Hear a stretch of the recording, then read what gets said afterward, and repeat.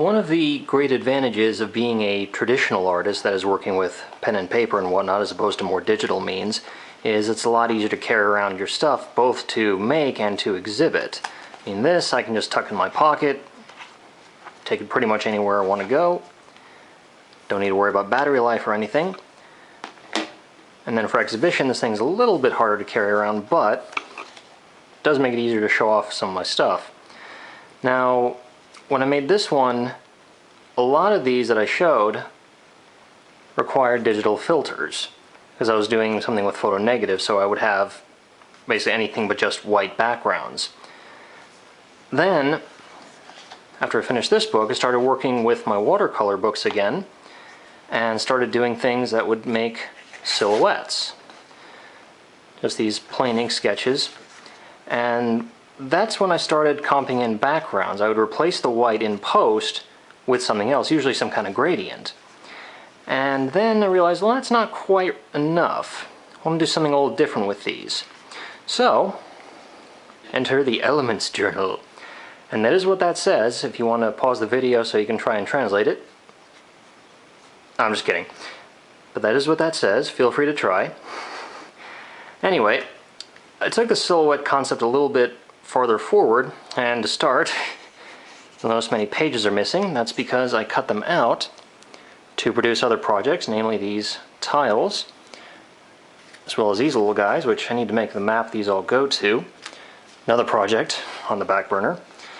But yeah, this was when I started cutting pages because these can't be torn like some of the other books, like this one. And so one of the earliest things I made after those tiles was this red sphere. And this started appearing in a lot of my stuff. And that started with this little guy, which I believe I cut out of this book. I don't quite remember now. But what I started doing then was creating layers instead of just replacing the background. So those two with this little guy sandwiched between them, and we get this. So that was an early start. Then, after those, made something in one of my larger books that I use this to inscribe these runes on. So it was an early attempt. And that's actually whiteout, believe it or not.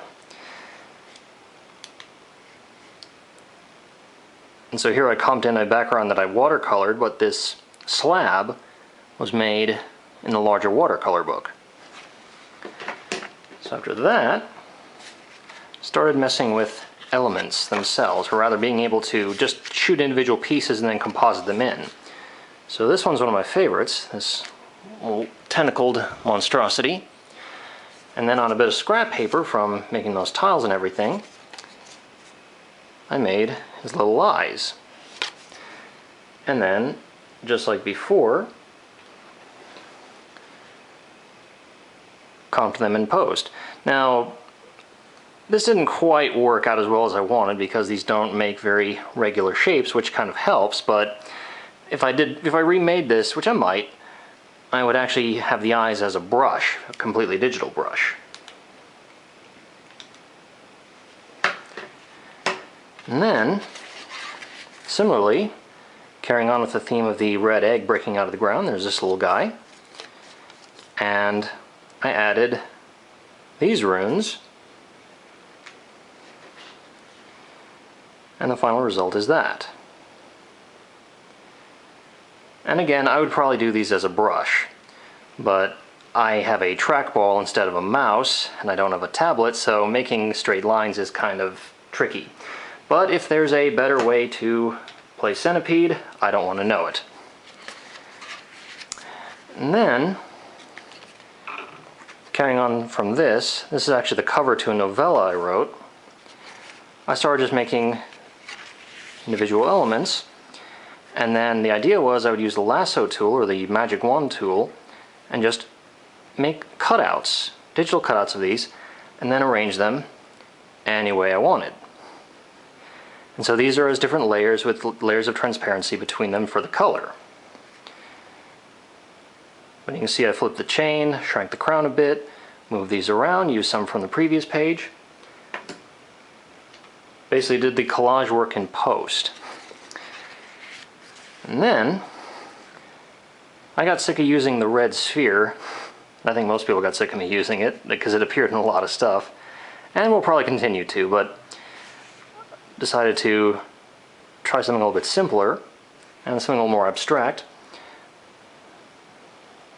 So you can see, just rearrange them, and that is a sheet of typing paper that I soaked in soy sauce and spattered ink all over. And the pages were torn. Had to do some matting with the pages. Let me try and zoom in and see. That looks a little better than I thought. I forget how I fixed that exactly. I think I had to copy the layer to fix the translucency.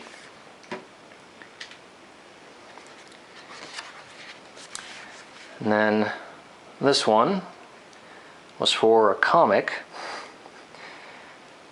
And this time I didn't scan them, actually. I just used my camera, like a document camera, and aimed down onto it, relying on the post to fix any angle or correction issues or color, and it's mostly worked out. So that'll be developed as we go on. And then I started a very long project called That Which Never Lived. And this is probably my favorite part of it. So as you can see, like I said with the eyes, the eye on the squid was a traditional brush. Now this is a digital brush, just a shape, and the sparks brush against the gradient to give the impression of something rising out of a fire. And so after making that, I decided to go back and tell the origin of this little guy. So remember that shape. And then that's the full body. So what we got was this. Now as you can tell, he's a lot taller than this page, and all that is simply doing is cloning this and moving it up and down. And again, the eye is a digital effect, so is the background, so is the explosion and the sparks. Now that panel I showed you before, just copied it, but added the eye. Very simple, very efficient.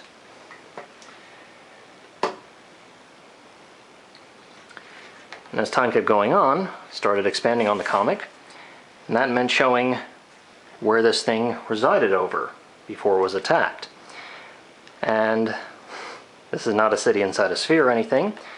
It's just making the best use of the page, because then they're spread out. We did the same lasso thing we did with the thorns and just laid them side by side. And again, same thing. Only this time I used a brush to actually do the damage, or rather an eraser in the shape of a brush. And that gave the impression of the building's on fire. It possibly meant explosion, decaying, crumbling, all that, including the faithful tower. So that is currently in progress. And then I just decided to have a little bit of fun. So here's your basic citadel tower on top of a mountain. Nice crag. And then what you do is you comp in a NASA image. Because why not? This is Enceladus. Makes a nice moon in the background.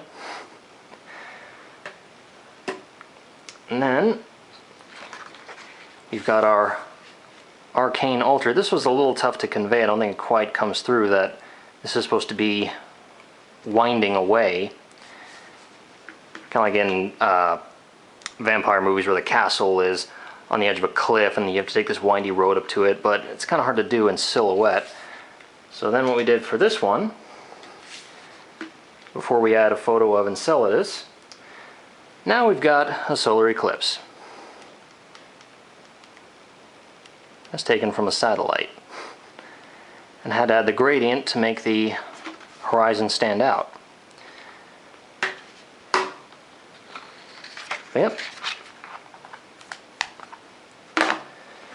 On to the next one.